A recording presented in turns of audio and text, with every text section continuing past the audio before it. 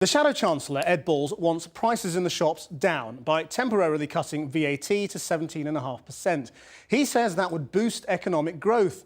He timed his announcement to coincide with the latest high street sales figures falling way below expectations. But the government is having none of it, saying a tax cut can't be afforded and blaming the last Labour government's spending for having to put VAT up just 6 months ago. Here's our business correspondent, Siobhan Kennedy.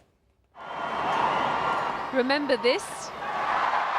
That wedding, 2 long bank holiday weekends and glorious sunshine sent shoppers wild in April. But today, the storm clouds gathered. High street spending fell by nearly 1.5% in May, twice as bad as economists predicted, as higher taxes and rising oil and food costs took their toll. Given the pressures consumers are under, it's hardly surprising that retail sales are down.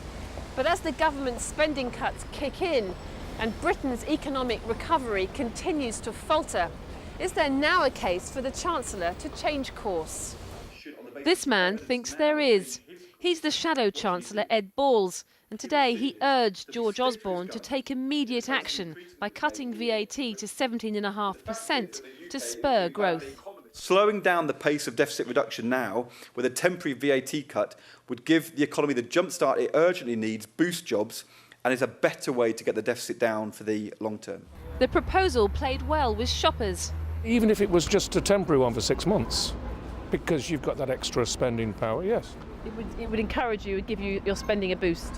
Absolutely. The cost of shopping, clothes, everything, travel, airport taxes going up as well. So yeah, definitely, I've cut down totally this year. And if there was a reduction in VAT, it would encourage you to go out and spend a bit more? Most definitely, yeah.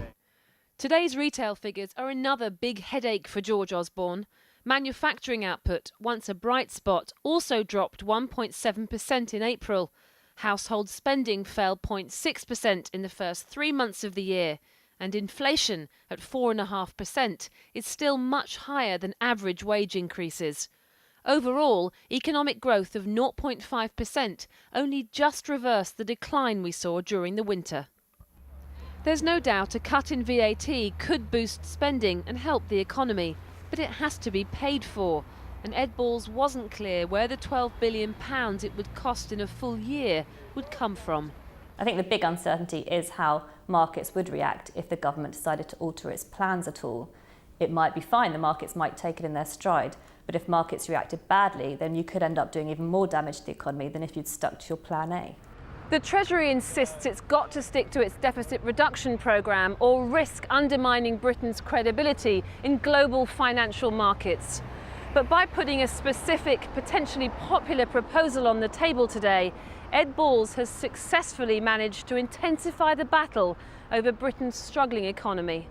Siobhan Kennedy, Channel 4 News at the Treasury.